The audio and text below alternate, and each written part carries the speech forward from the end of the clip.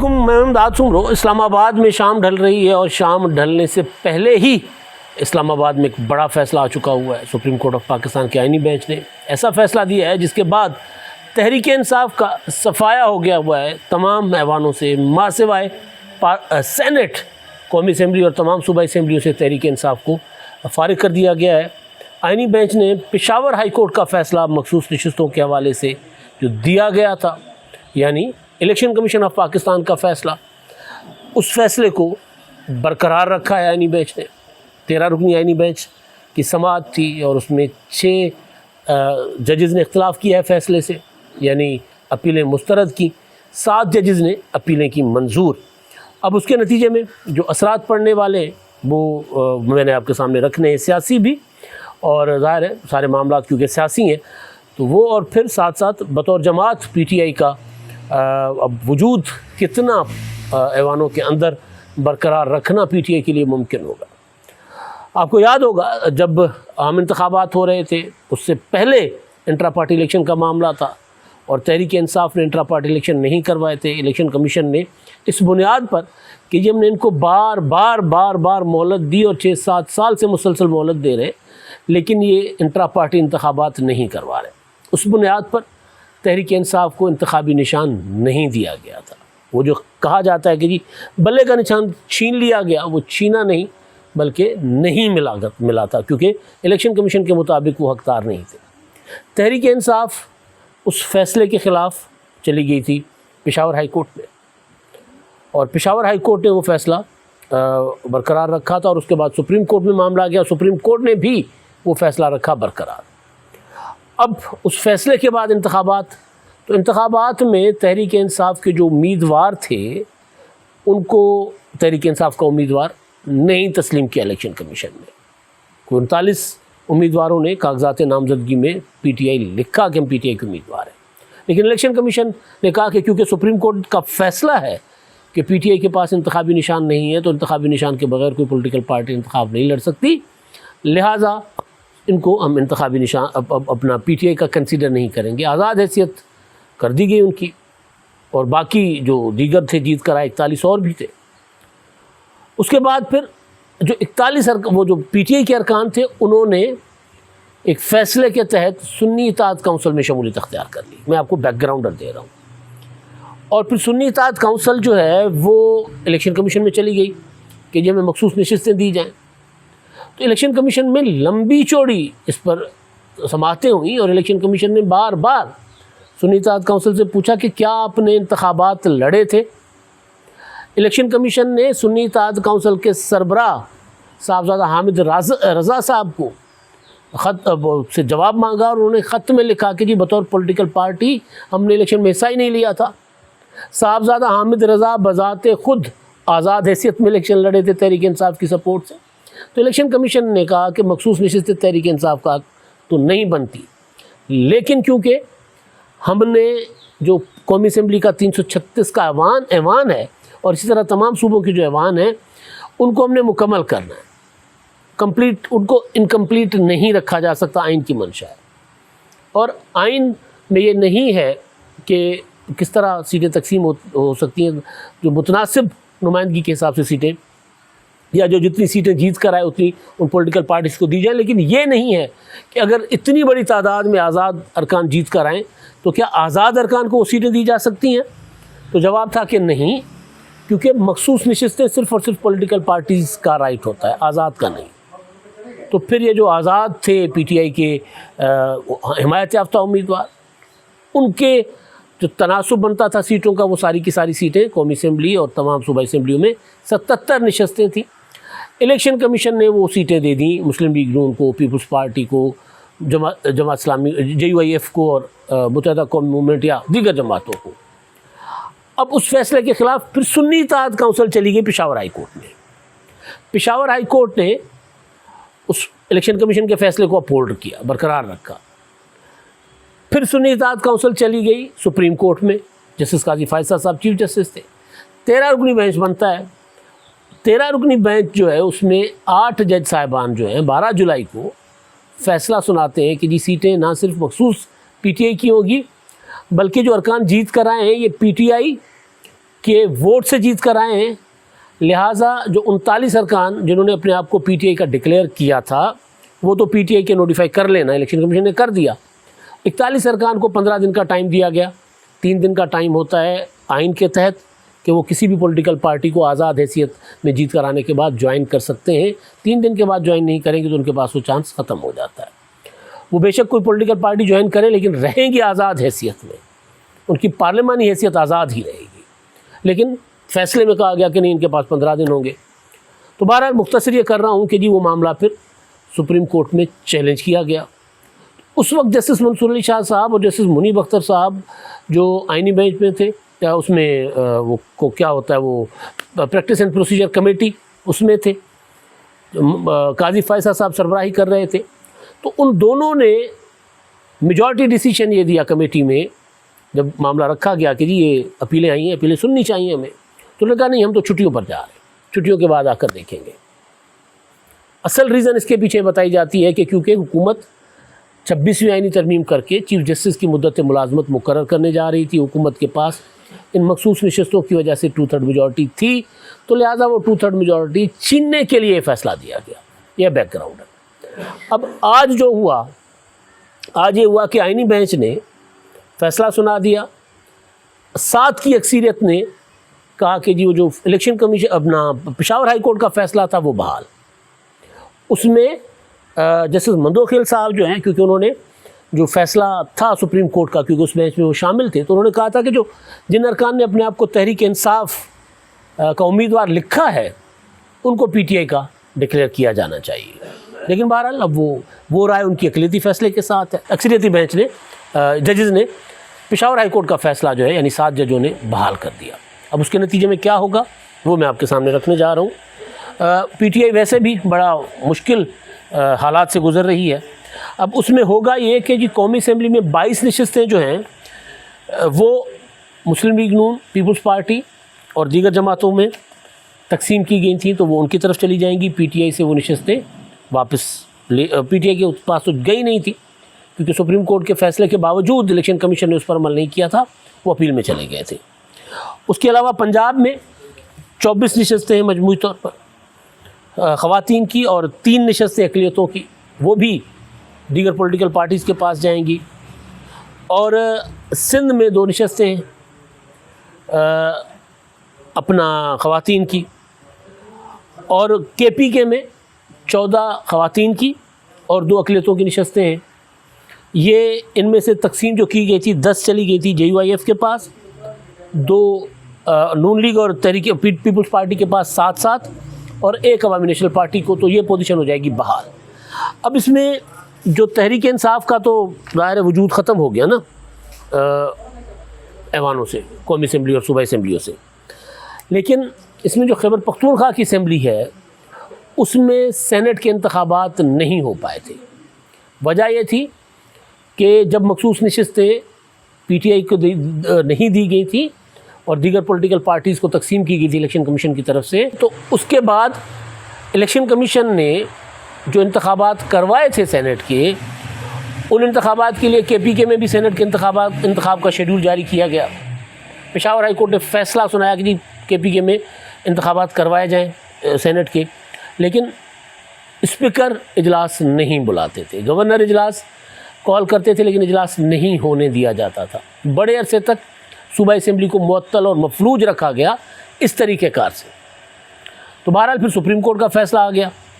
उस फैसले के बाद पीटीआई डिमांड करती रही कि हमारे अरकान हमें दें, लेकिन उस दौरान फिर इलेक्शन कमीशन ने सुप्रीम कोर्ट की अपील के साथ सेनेट के इंतखाबात जो है वो रोक दिए। तो केपीके में सेनेट की आधा सेनेट खाली है केपीके से, वो इंतखाबात होंगे। वो जब इंतखाबात होंगे तो वहाँ की अपोजिशन जो इन सीटों के बग़ैर तो एक आध सीट शायद ले पाती, लेकिन अब वो पीटीआई को अच्छा खासा सेनेट में डेंट डालेगी, अच्छा खासा नुकसान पीटीआई को होगा। और साथ साथ वहाँ अपोजिशन की तादाद इतनी थी कि वो इजलास तक रिक्विजिट नहीं करने की पोजीशन में थे। अब वो इजलास भी बुला पाएंगे। एक तो केपीके में ये डेवलपमेंट होगी। अपना कौमी असम्बली में हुकूमत 2/3 मेजॉरिटी के तकरीबन करीब पहुँच गई है। 26वीं आइनी तरमीम के लिए हुकूमत को जो नाक की लकीरें निकालनी पड़ी थी, या अगर हुकूमत के पास ये वाली सीटें होती तो मुमकिन है कि 26वीं आईनी तरमीम की शक्ल कोई और होती। तो जो मौलाना फजलुर रहमान साहब और बिलावल भुट्टो कहते हैं ना कि अचानक एक ड्राफ्ट आ गया था हमारे सामने, हुकूमत कहती हमें भी नहीं पता था कि कहाँ से आया है, तो शायद वो वाला सीन जो है हो जाता। तो अब हुकूमत के पास 2/3 मेजॉरिटी कौमी असम्बली में भी आ गई है। तो ये है पोजीशन। और उसके बाद उसके अलावा जो सियासत पर असरात पड़ेंगे तहरीक इंसाफ की ख़ास तौर पर, कि PTI जो पहले ही जिसको अंदर के इख्तलाफात दीमक की तरह चाट रहे, अली अमीन गंडापुर, अलीमा ख़ान, ये सारे आपस में लड़ रहे। अब सवाल जो है कि पहले तो PTI ने जब मखसूस नशिस्तें उनकी मुखालिफ जमातों को KPK में दी गई थी तो PTI इत्तेहाद था उनके अंदर। उस वक्त तो नहीं सेनेट के इलेक्शन के लिए इजलास बुलाने दिया गया था सूबाई असम्बली का, लेकिन अब जो बाबर सवाती हैं उनके अली अमीन गंडापुर से इख्तलाफात चल रहे हैं, अली अमीन गंडापुर के अलीमा ख़ान से इख्तलाफात चल रहे हैं।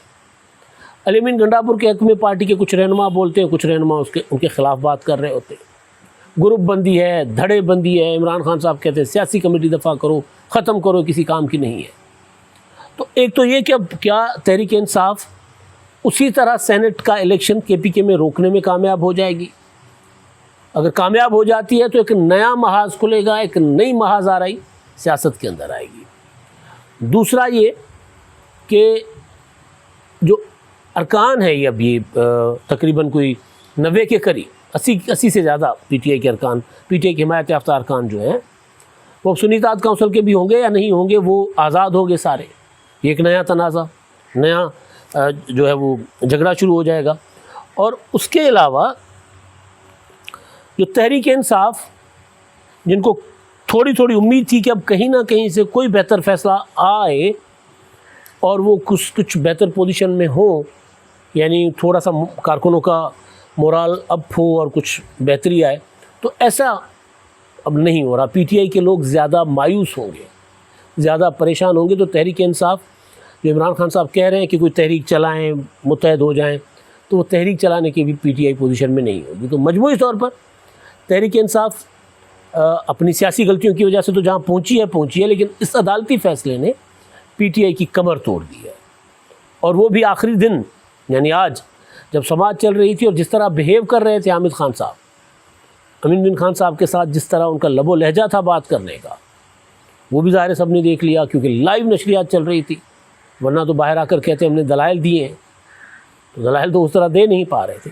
तो बहरहाल इस फैसले के असरात बहुत गहरे होंगे मुल्क की मजमूई सियासत पर और ख़ास तौर पर तहरीक इंसाफ पर, क्योंकि ये जो फ़ैसला है, जब ये जिसको कलअदम करार दिया गया है, जब वो फ़ैसला आया था तो उसके भी बड़े गहरे असरात हुए थे पाकिस्तान की सियासत पर।